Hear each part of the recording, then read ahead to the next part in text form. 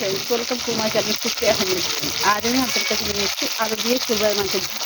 তো দেখুন আমি মাছগুলো ভেজে নিচ্ছি।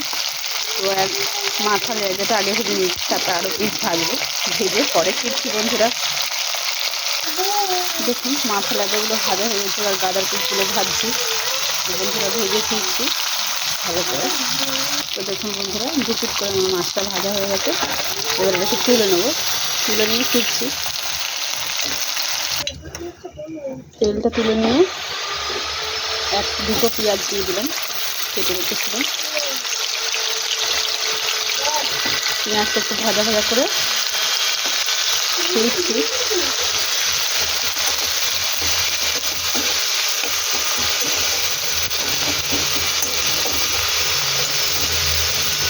পেঁয়াজটা ভেজে ফিরছি।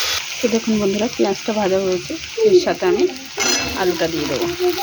আলুটাও ভেজে নেবো ভালো করে, ভেজে নিয়ে ফিরছি। তো দেখুন বন্ধুরা আলুটা আমার ভাজা হয়ে গেছে। হলুদ দিয়ে দেবো, স্বাদ মতো হলুদ, স্বাদ মতো যে যেরকম লঙ্কা খাবে লঙ্কা দিয়ে দেবো, দিয়ে একটু নড়াচড়া করবো।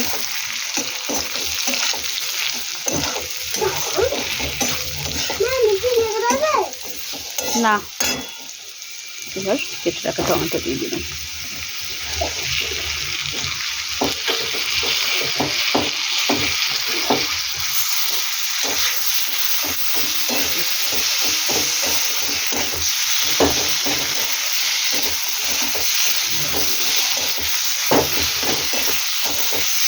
ভালো করে কষিয়ে নিয়ে ফিরছি।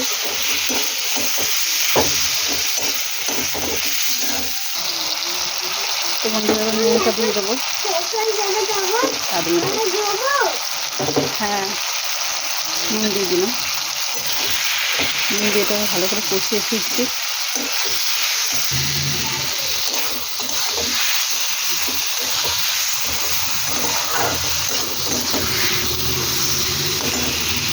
তো বন্ধুরা দেখুন মশলা থেকে তেল ছেড়ে দিয়েছে। এবার আমি জলটা দিয়ে দেবো,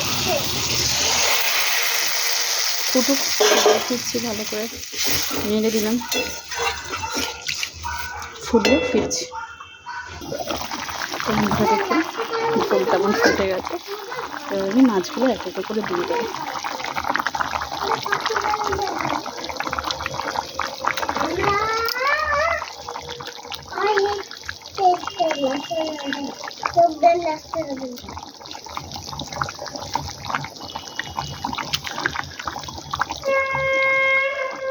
দেখুন বন্ধুরা দিয়ে দিয়েছি, একটু নেড়ে দিই, ঢাকা দেবো, পরে ফিরছি। দেখুন বন্ধুরা টকটক করে ফুটছে, ঝোলটা একটু কমিয়ে ফিরছি।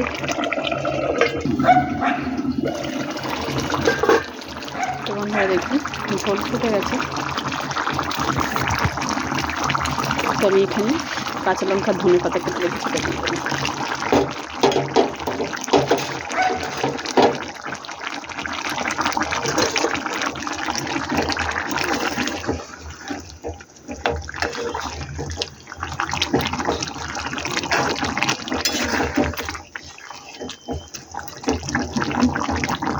একটু ঢাকা দিলাম, আবার পরে ফিরছি।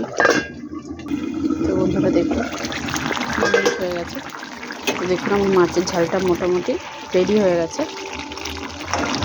আর একটু জল শুকনো করবো, এবার ঢাকনাটা খুলে আর একটু জল শুকনো করবো, করে ফিরছি। দেখুন বন্ধুরা জলটা বেশ শুকিয়ে গেছে। তো আমি এই অবস্থায় নামিয়ে নেবো। তো আমার রান্নাটা রেডি হয়ে গেছে। তো আপনারা ট্রাই করবেন, ট্রাই করে কমেন্ট বক্সে কমেন্ট করে জানাবেন আমার এই রেসিপিটা আপনাদের কেমন লেগেছে। আর আমার চ্যানেলটা লাইক অ্যান্ড সাবস্ক্রাইব করে দেবেন। ভালো থাকবেন, সুস্থ থাকবেন। থ্যাংক ইউ ফর ওয়াচিং বন্ধুরা, বাই বাই।